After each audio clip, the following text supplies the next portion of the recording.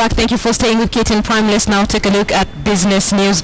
Troubled Imperial Bank will require as much as 40 billion shillings in new capital to be put back on track. A Central Bank of Kenya official involved in the revival proposals told a local daily.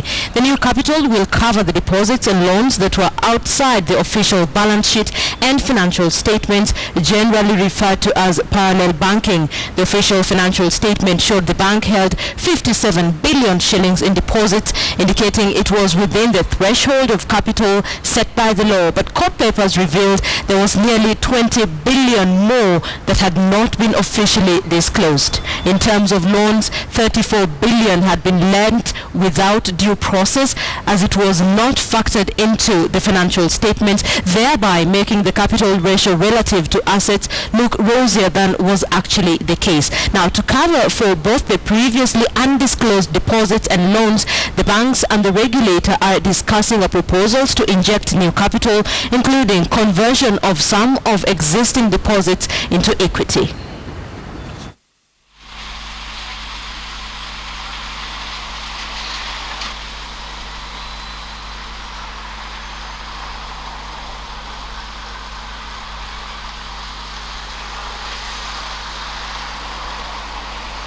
We have tried to communicate, to say this is what's happening.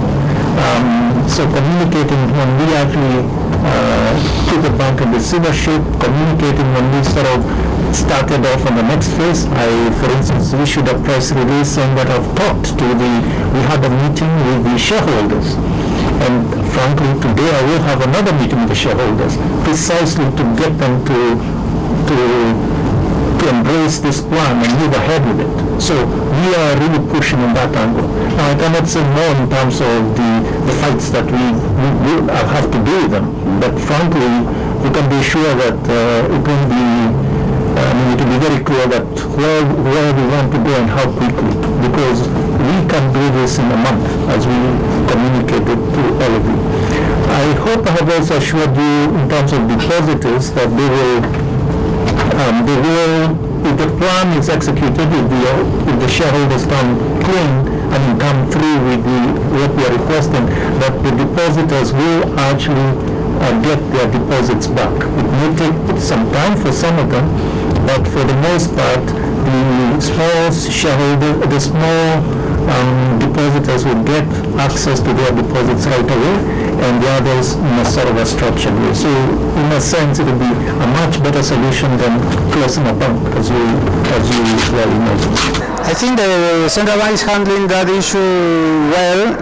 The problems are still apparently to come up with such a magnitude of hiding operations by one relatively small bank is something very unusual.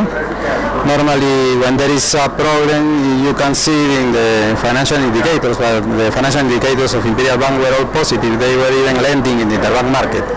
So I think there is a lot of investigation that still needs to take place in order to understand well what was happening with the bank.